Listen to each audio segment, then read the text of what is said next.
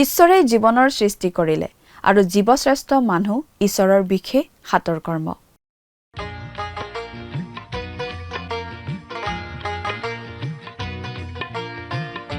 আজিৰে পবিত্ৰ ক্ষণতে উজলি উঠা খ্ৰীষ্টৰ জ্যোতি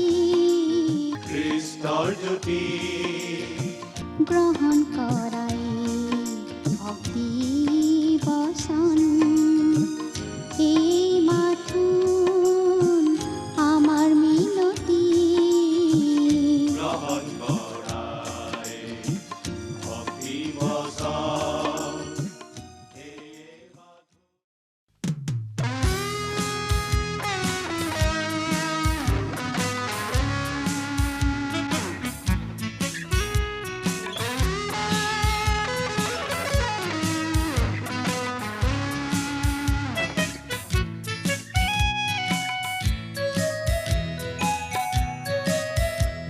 তোমাৰ অবিহনে আজি মোৰ জীৱন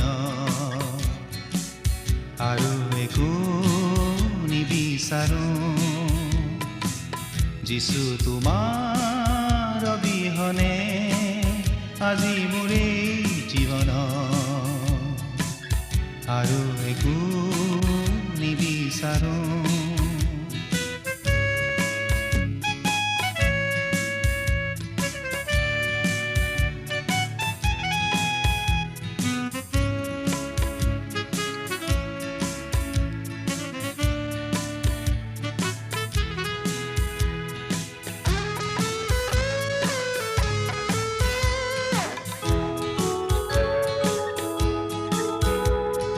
যিছু তুমিয়ে মোৰ সকলো, তোমাতে জীৱন লভিলো।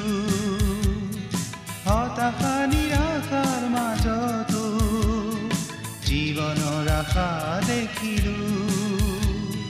সেয়েহে কেনেকৈ এৰো যিছু তোমাৰ প্ৰেমতে থাকো।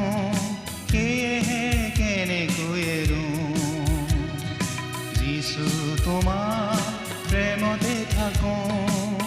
যিছু তোমাৰ অবিহনে আজি মোৰ জীৱন আৰু একো নিবিচাৰো।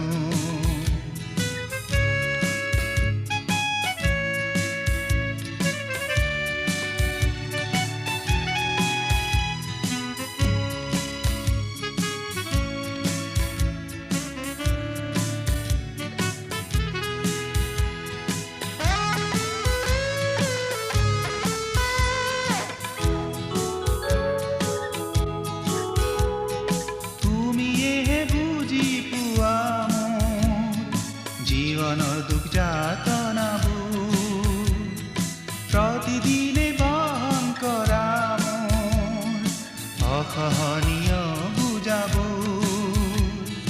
সেয়েহে কেনেকৈ এৰো যিছু তোমাৰ প্ৰেমতে থাকো।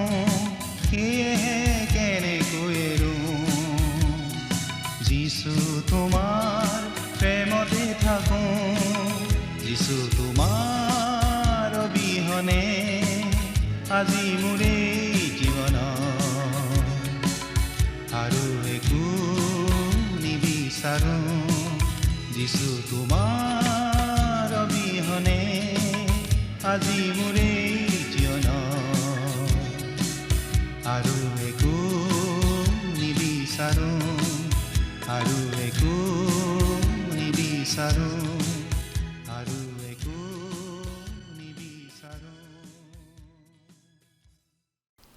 নমস্কাৰ।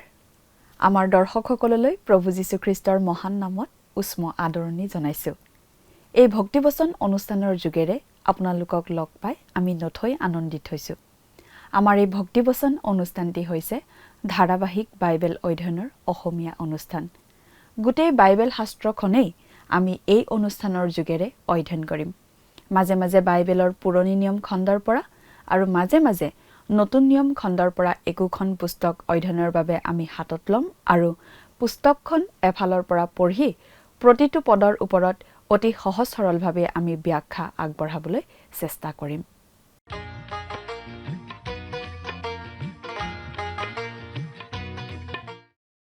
প্ৰিয় দৰ্শক, আমাৰ আগৰ অনুষ্ঠানত বাইবেলৰ পুৰণি নিয়ম খণ্ডৰ আদি পুস্তক নামৰ পুস্তকখনৰ প্ৰথমটো পদ পঢ়ি তাৰ ভিত্তিতেই আলোচনা আগবঢ়োৱা হৈছিল।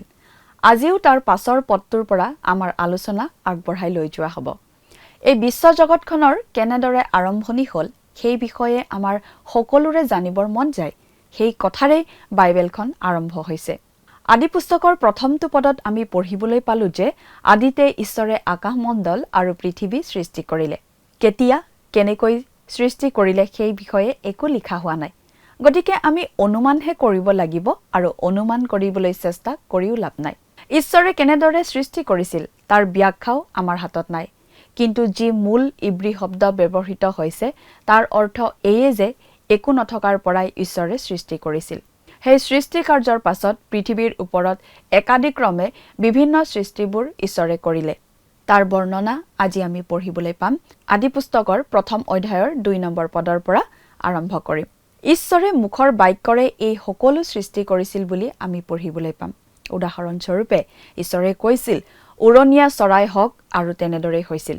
পৃথিৱীখনত পানী, শুকান ভূমি, দিন ৰাতি, তৰু তৃণ, বিভিন্ন জলচৰ, স্থলচৰ, উৰণীয়া আদি বিভিন্ন জীৱ জন্তু আদিৰ সৃষ্টি কৰি মানুহৰ বাবে এটা সম্পূৰ্ণ অনুকূল পৰিৱেশ কৰাৰ পাছতহে অৱশেষত মানুহ সৃষ্টি কৰা হৈছিল। অৰ্থাৎ চিন্তা কৰিলে আমাৰ এনেকুৱা লাগে যেন মানুহৰ বাবেই সকলোবোৰ সৃষ্টি অতি পৰিকল্পিতভাৱে ঈশ্বৰে কৰিছিল। মানুহৰ বাসস্থান হিচাপে অতি যত্নেৰে সকলো তেওঁ পৃথিৱীখনত সজাইছিল। ঈশ্বৰে বিভিন্ন জীৱ জন্তু আদি বিধে বিধে সৃষ্টি কৰিছিল। কিহৰ পাছত কি সৃষ্টি হৈছিল সেই ক্ৰমটো মন কৰিবলগীয়া। আহকচোন এতিয়া আমি আলোচনাটোৰ মাজলৈ আগবাঢ়ি যাওঁ। প্ৰিয় শ্ৰোতা, আমি এতিয়া আদি পুস্তকৰ 1 নম্বৰ অধ্যায়ৰ 2 নম্বৰ পদটো পাঠ কৰি দিম। প্ৰথমতে যদিহে লগত বাইবেল আছে মেলি ল'বচোন, আৰু যদিহে লগত বাইবেল নাই আমি পাঠ কৰি দিম, মন দি শুনিব। আদি পুস্তক 1 নম্বৰ অধ্যায়ৰ 2 নম্বৰ পদ। পৃথিৱী নিৰ্জন আৰু শূন্য আছিল, আৰু আন্ধাৰ অগাধ জলৰ ওপৰত আছিল, আৰু ঈশ্বৰৰ আত্মাই জলসমূহৰ ওপৰত উমাইছিল। ইয়াত এতিয়া বিশেষভাৱে পৃথিৱীৰ কথা কোৱা হৈছে, কাৰণ পৃথিৱীখনেই হৈছে মানুহৰ বাসভূমি। আৰু পৃথিৱীখন নিৰ্জন আৰু শূন্য আছিল, আৰু আন্ধাৰ অগাধ জলসমূহৰ ওপৰত আছিল। এই কথাটোৱে সেই স্থানত সেই সময়ত ঈশ্বৰৰ উপস্থিতি নথকাটোকেই বুজায়। নিৰ্জন আৰু শূন্য। এই প্ৰসংগতে আমি যিচয়া 45 নম্বৰ অধ্যায়ৰ 18 নম্বৰ পদটো চাব পাৰোঁ। তাত আমি এনেদৰে পাওঁ,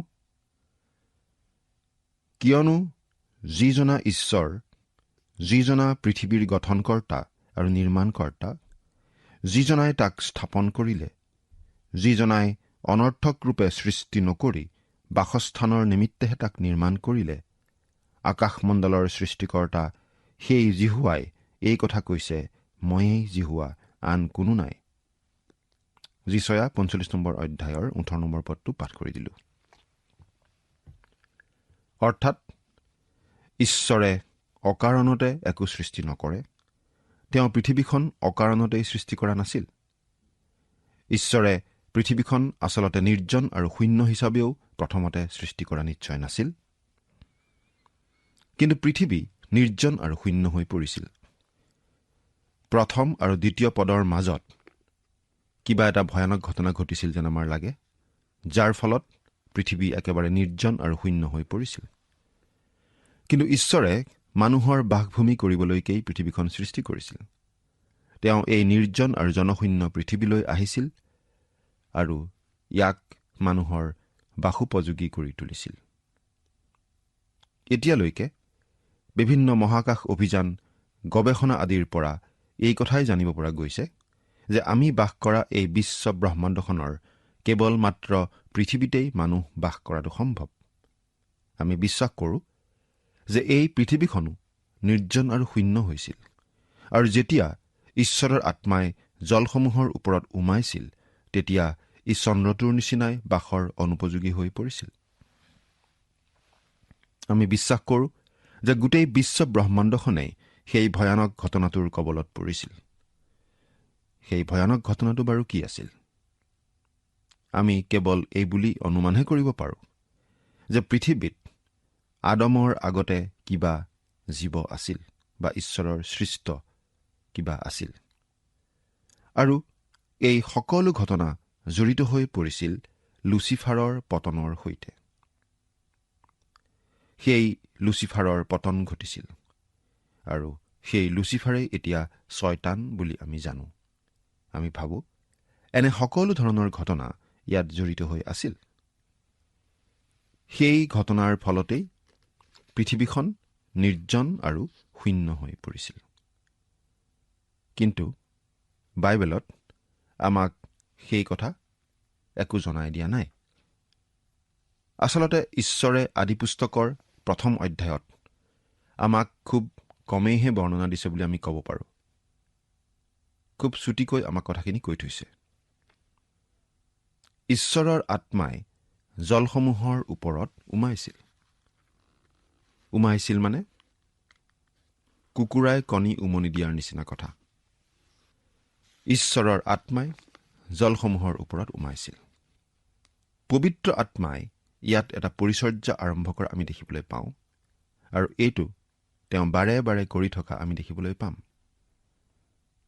পৰিচৰ্যাটো কি বাৰু? পবিত্ৰ আত্মাৰ এই পৰিচৰ্যাটো হৈছে নতুনকৈ সৃষ্টি কৰা কাৰ্য। তেওঁ সেই বিশেষ পৰিস্থিতিত প্ৰৱেশ কৰি সৃষ্টি কাৰ্য আৰম্ভ কৰে। তেওঁ আজি আমাৰ বাবেও ঠিক তাকেই কৰে। প্ৰভু যীশুৱে নিকোডিমৰ আগত এনেদৰে কৈছিল। যোহন 3 নম্বৰ অধ্যায়ৰ 5 নম্বৰ পদত আমি পাওঁ, যীশুৱে উত্তৰ দিলে, মই তোমাক অতিস্বৰূপকৈ কওঁ, জল আৰু আত্মাৰ পৰা জন্ম নাপালে কোনেও ঈশ্বৰৰ ৰাজ্যত সোমাব নোৱাৰে। যোহন 3 নম্বৰ অধ্যায়ৰ 5 নম্বৰ পদ। জল বা পানী মানে হৈছে ঈশ্বৰৰ বাক্য, আৰু পবিত্ৰ আত্মাই হৈছে সেই বাক্যৰ প্ৰণেতা।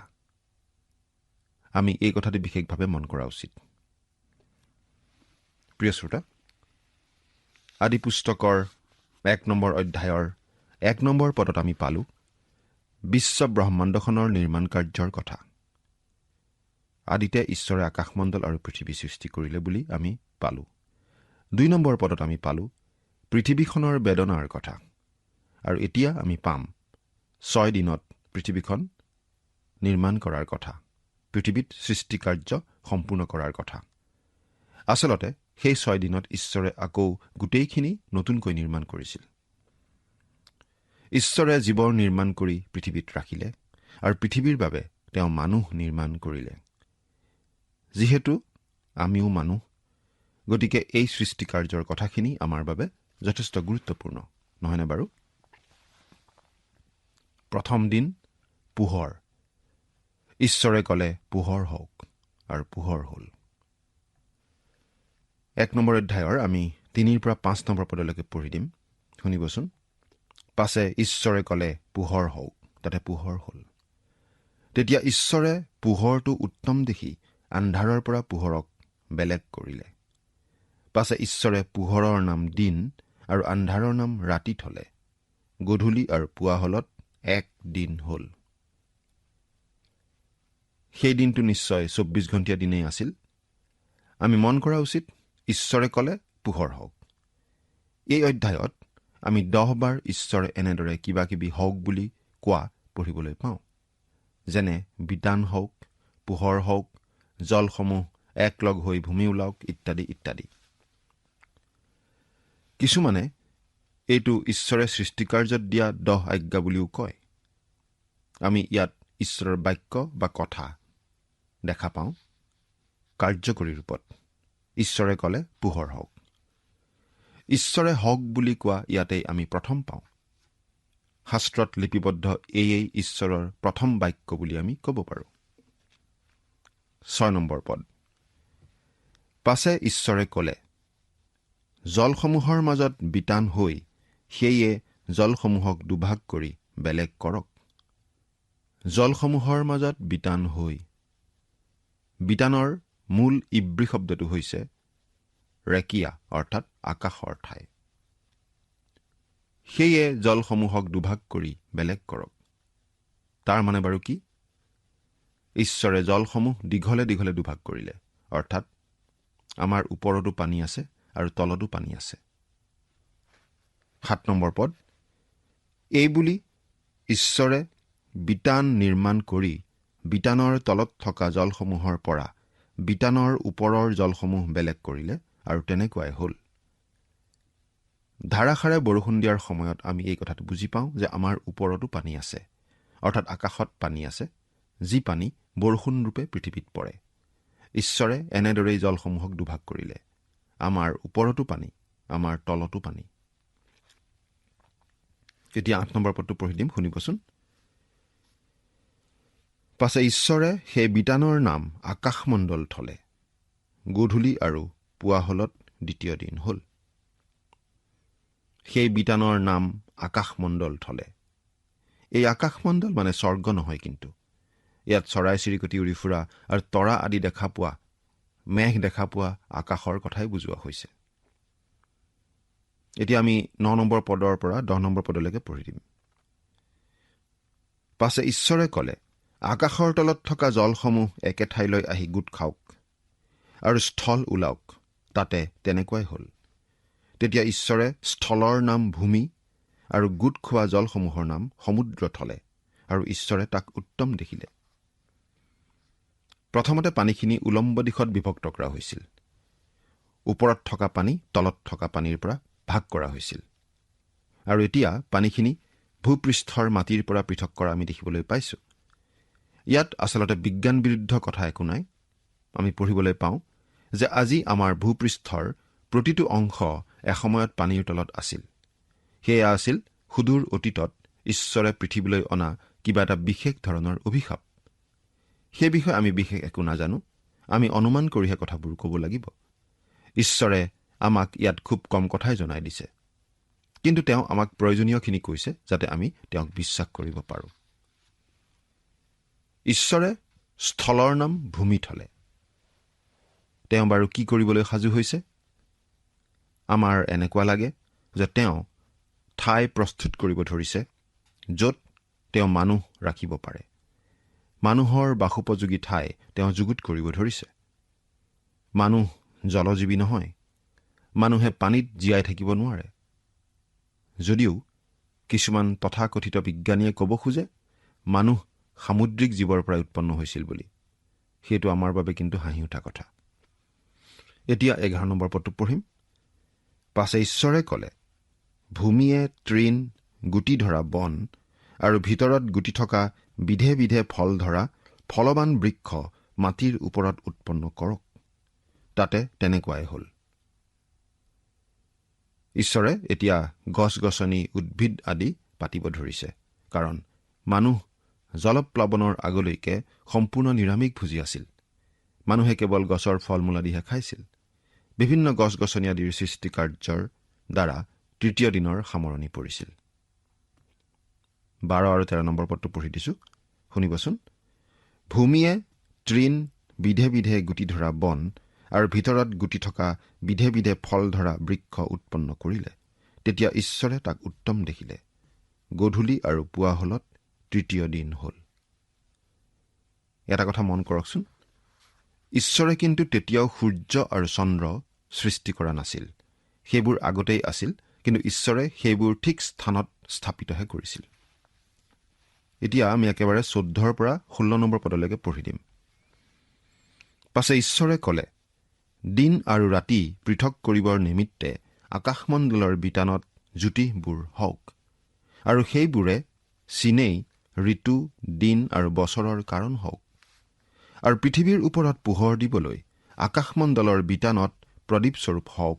তাতে তেনেকুৱাই হ'ল। দিনৰ ওপৰত অধিকাৰ চলাবলৈ এক মহাজ্যোতি আৰু ৰাতিৰ ওপৰত অধিকাৰ চলাবলৈ তাতকৈ এক ক্ষুদ্ৰ জ্যোতি, এই 2 বৃহৎ জ্যোতি আৰু তৰাবোৰকো ঈশ্বৰে নিৰ্মাণ কৰিলে।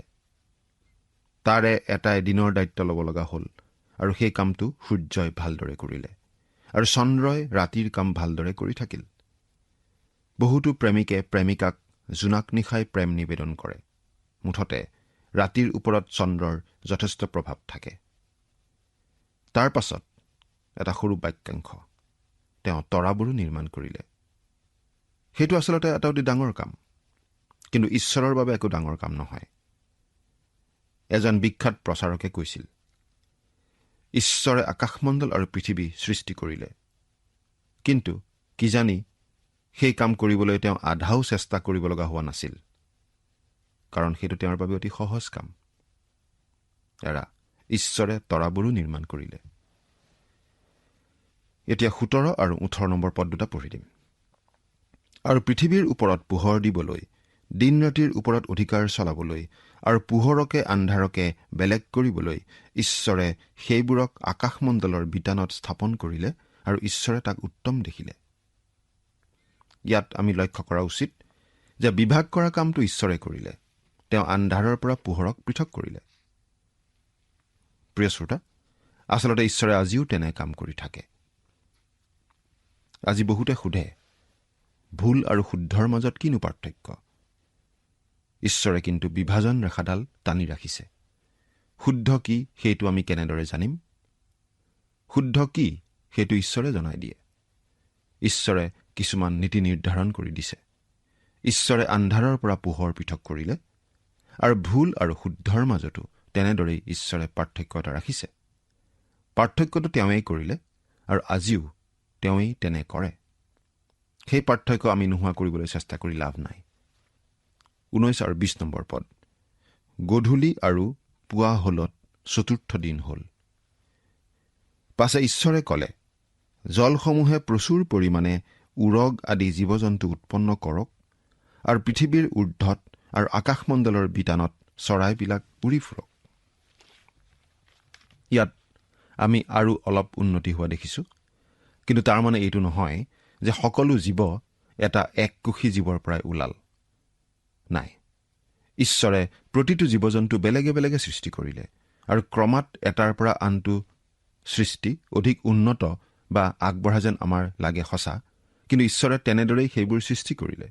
বিধে বিধে বিভিন্ন প্ৰজাতিৰ জীৱ জন্তু তেওঁ সৃষ্টি কৰিলে। 21 নম্বৰ পদ, তেতিয়া ঈশ্বৰে বৰ বৰ জলজন্তু আৰু বিধে বিধে জলসমূহত প্ৰচুৰ পৰিমাণে উৎপন্ন হোৱা উৰগ আদি জীৱ জন্তু আৰু ডেউকা লগা সকলোবিধৰ চৰাই সৃষ্টি কৰিলে। তাতে ঈশ্বৰে তাক উত্তম দেখিলে। আমি এই কথা মন কৰা উচিত যে যেতিয়া ঈশ্বৰে কিবা এটা কৰে, তেওঁ উত্তমেই কৰে। ঈশ্বৰৰ সৃষ্টি উত্তম। 22 নম্বৰ পদ, আৰু ঈশ্বৰে সেইবোৰক আশীৰ্বাদ কৰি ক'লে, তোমালোক বহুবংশ হোৱা, আৰু বাঢ়ি বাঢ়ি সমুদ্ৰৰ জল পৰিপূৰ্ণ কৰা, আৰু পৃথিৱীত চৰাই বৃদ্ধি হওক।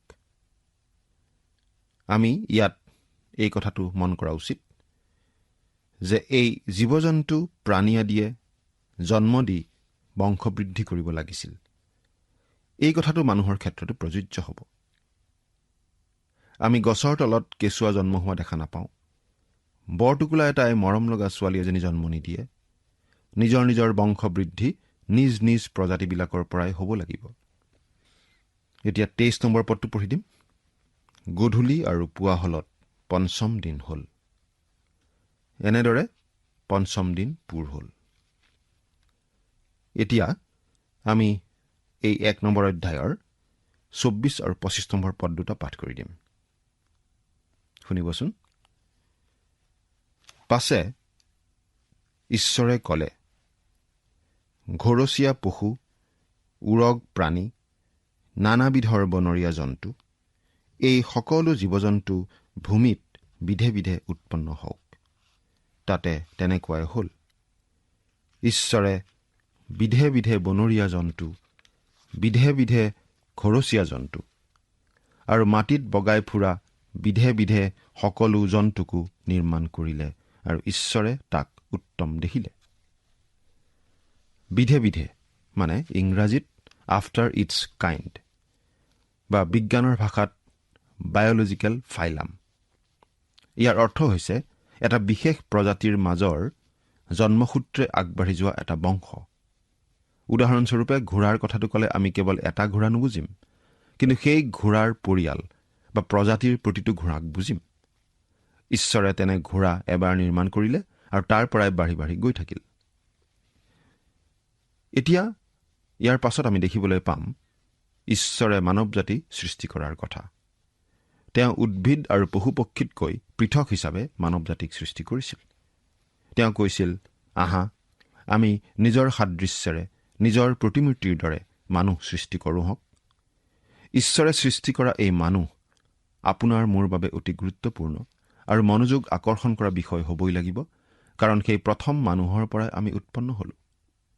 তাৰমানে আপুনি মই আমি সকলো মানুহ সম্বন্ধীয় লোক। আমাৰ মাজত মিলাপ্ৰীতিৰ ভাৱ কম থাকিলেও কিন্তু আমি একেটা পৰিয়ালৰ লোক।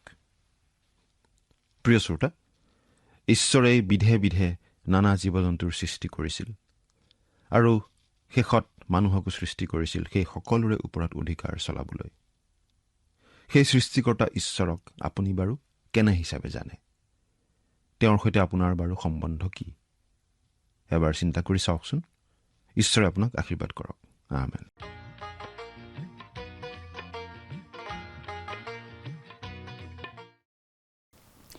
একো নথকাৰ পৰাই ঈশ্বৰে সৃষ্টি কৰিছিল। প্ৰথমে সৃষ্টি কৰা হৈছিল নিৰ্জীৱ পদাৰ্থ, ভৌতিক বস্তুবোৰ। পানী, বায়ু, মেঘ, বতাহ, পোহৰ, আন্ধাৰ আদিৰ মাজত জীৱৰ আৰম্ভণি ঈশ্বৰে ঘটালে মুখৰ বাক্যৰে। অৰ্থাৎ জড় জগতখনৰ মাজত জীৱৰ সঞ্চাৰ কৰা হ'ল ঈশ্বৰৰ মুখৰ বাক্যৰে। ঈশ্বৰৰ সৃষ্টি কাৰ্যৰ এইটো আছিল এটা অতি ডাঙৰ পদক্ষেপ।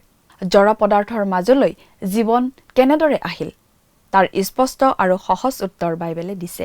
ঈশ্বৰেই জীৱনৰ সৃষ্টি কৰিলে আৰু জীৱশ্ৰেষ্ঠ মানুহ ঈশ্বৰৰ বিশেষ হাতৰ কৰ্ম। সেয়েহে মানুহৰ প্ৰতি ঈশ্বৰৰ বিশেষ চিন্তা, বিশেষ ভালপোৱা আছে। বাইবেলখনৰ আৰম্ভণিৰ পৰাই আমি এই কথাটো পাওঁ আৰু বাইবেলৰ সামগ্ৰিক বাৰ্তাটো এইয়ে মানুহৰ প্ৰতি ঈশ্বৰৰ প্ৰেম। প্ৰিয় দৰ্শক, আজিলৈ আমি ইমানতে সামৰিব খুজিছোঁ। আহকচোন সামৰণিত পৰম পিতা পৰমেশ্বৰৰ ওচৰত প্ৰাৰ্থনাত মূৰ দুৱাওঁ। স্বৰ্গত থকা অতি মৰমীয়াল দয়ালু পিতৃ ঈশ্বৰ, প্ৰভু তোমাক ধন্যবাদ দিওঁ। প্ৰভু তুমি সুন্দৰ সময় প্ৰত্যেককে দান কৰাৰ বাবে। দয়ালু মৰমীয়াল পিতৃ ঈশ্বৰ, এই সময়তে প্ৰাৰ্থনা কৰিছোঁ প্ৰতিজন দৰ্শকসকলৰ বাবে। প্ৰভু তোমাৰ বাক্য বুজি পোৱাত তেওঁলোকক তুমি সহায় কৰিবা। আৰু বিশেষকৈ এই সময়তে প্ৰাৰ্থনা কৰিছোঁ তেওঁলোকৰ বাবে, যদি প্ৰভু কোনো সমস্যাত আছে সেই সমস্যাৰ পৰা তেওঁলোকক প্ৰভু তুমি উদ্ধাৰ কৰা পিতা। আৰু যদি কোনো প্ৰভু তোমাৰ সন্তান ৰোগত আক্ৰান্ত হৈ আছে, সেই সকলো ৰোগৰ পৰা তেওঁলোকক প্ৰভু তুমি সুস্থতা দান কৰিবা। আৰু সকলো সময়তে তেওঁলোকে যাতে তোমাতেই বিশ্বাস ৰাখি প্ৰভু তোমাত যাতে বিশ্বাসেৰে প্ৰভু চলি যাব পাৰিব তেনে আশীৰ্বাদ কৰা। এই সকলো যাচনা মহান ত্ৰাণকৰ্তা প্ৰভু যীশুখ্ৰীষ্টৰ নামত অৰ্পণ কৰিলোঁ। আমেন। প্ৰিয় দৰ্শক, যোৱা অনুষ্ঠানৰ প্ৰশ্নটোৰ শুদ্ধ উত্তৰটো হৈছে অপশ্যন এ 3টা। আজিৰ অনুষ্ঠানৰ ওপৰত আধাৰিত প্ৰশ্নটো হৈছে জল আৰু আত্মাৰ পৰা জন্ম নাপালে কোনেও ঈশ্বৰৰ ৰাজ্যত সোমাব নোৱাৰে। এই কথাষাৰ প্ৰভু যীশুৱে কাক কৈছিল? অপশ্যন এ চকেয়, অপশ্যন বি নিকডিম, অপশ্যন চি পিতৰ, অপশ্যন ডি জাকুব। প্ৰিয় দৰ্শক, আজিৰ প্ৰশ্নৰ সঠিক উত্তৰটো আজি সন্ধ্যা 6 বজাৰ আগেয়ে আপোনাৰ নাম আৰু ঠিকনাৰে সৈতে আমালৈ 7429840242 নম্বৰত SMS নাইবা হোৱাটছআপৰ যোগে প্ৰেৰণ কৰক। প্ৰিয় দৰ্শক, আপুনি যদি আমাৰ এই অনুষ্ঠানৰ যোগেদি আশীৰ্বাদপ্ৰাপ্ত হৈছে আৰু আমাৰ লগত কথা পাতিবলৈ বিচাৰিছে বা আপোনাক প্ৰাৰ্থনাৰ সহায়ো পৰামৰ্শ লাগে, তেন্তে আমালৈ 7429840242 এই নম্বৰত পোনপটীয়াকৈ ফোন কৰিব পাৰিব। ধন্যবাদ।